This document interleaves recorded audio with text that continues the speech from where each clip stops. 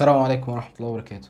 من فترة كنت قاعد بقلب على السوشيال ميديا كالعادة، فظهر قدامي محتوى رائع جدا وأعجبني ولفت انتباهي. المحتوى ده هو تصميم 3D، الشخص اللي بيعمله اسمه سيف حسام. المهم فكنت كل ما بقلب بلاقي حاجات جميلة أوي ليه وبتعجبني أوي، بتحببني اكتر في المجال ده. فانا كان في بالي طبعا ايه، انت هتتعلم برنامج 3D هيحتاج جهاز بمواصفات عالية ومش هتعرف تتعلم وبتاع، وهيقعد يكراش معاك ويهنج لحد ما شفت فيديو ليه وهو بيتكلم عن انه بدأ على جهاز مواصفاته قليلة جدا ومن غير كارت شاشة اصلا، وان البرنامج اللي بيستخدمه اسمه بلندر، وان البرنامج دوت خفيف جدا وبيشتغل على اغلب اجهزة الكمبيوتر. وقعدت اتابع فترة كام يوم كده، والاخر قلت لا ما بديهاش بقى. عرفت كمان ان هو بيشرح التصميم على برنامج بلندر دوت على اليوتيوب بشكل مجاني تماما. كمان طلع عامل كورس مدفوع كان عامل عليه خصم 50% اليومين اللي فاتوا دولت، بس طبعا انت عارفين عشان البادجت، فقلت خلينا في المجاني حاليا. وبالفعل دخلت على قناته على اليوتيوب سيف حسام 3D، دخلت على البلاي ليست، لقيت فيه بلاي ليست اسمها من الصفر للاحتراف، وفي بلاي ليست تانية تعليم بلندر للعرب. فدخلت على اللي هي من الصفر للاحتراف ديت عشان اعرف يعني البرنامج عبارة عن ايه وواجهته ايه.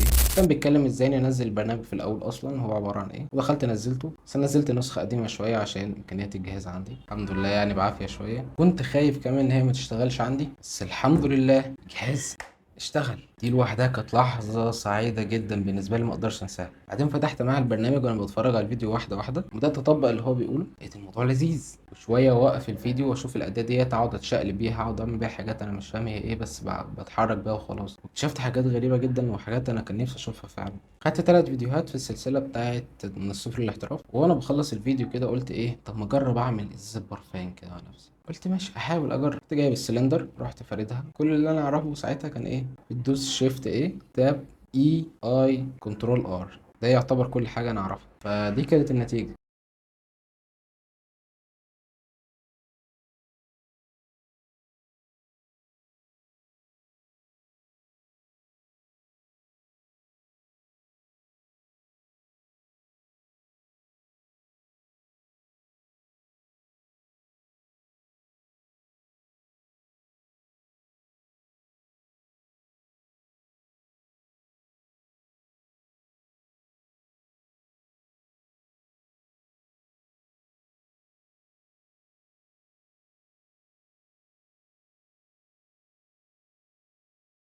بس في عندي مشكلة بقى، وهي ان انا عملت له المفروض غطا، فانا معرفتش اظبط مقاسات الغطا كويس. وكمان في مشكلة، وهي ان الغطا مرتبط، حركة الغطا مرتبطة بحركة الازازة.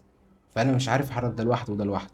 يعني لما اجي احرك ده بيتحرك معاها الغطا، انا عايز اشيل الغطا لوحده بقى، او احاول اركبه او اعاينه او اقيسه او كده. فانا قلت اشارككم معايا في الرحلة بتاعة التعلم ديت، بالمرة لو حد عايز يتعلم يتشجع ويكلمني برضو، يقول لي والله ان في مشكله كذا حصلت معايا وبتاع، ويبقى في تحاور يعني. ده ارجو لو حد يعني بيتعلم يجي يكلمني، ان شاء الله ربنا ييسر. يعني لو في مشاكل برضو قابلتني وحد يعرف حلها يا ريت يعني يتفضل عليا هو يقول لي حلها، او يتواصل معايا على رساله على الخاص او على انستجرام، والله المستعان يعني. وانا حقيقي هدفي ان باذن الله في خلال اسبوع او في خلال اقل من اسبوع يعني اكون قادر ان انا اعمل نموذج لخاتم زي ده.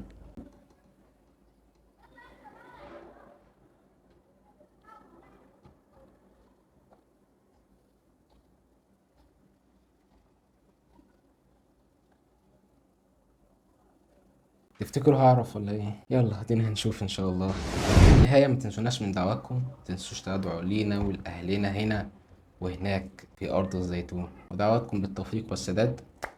يلا سبحانك اللهم وبحمدك، أشهد أن لا إله إلا أنت، أستغفرك وأتوب إليك، ودمتم في أمان الله.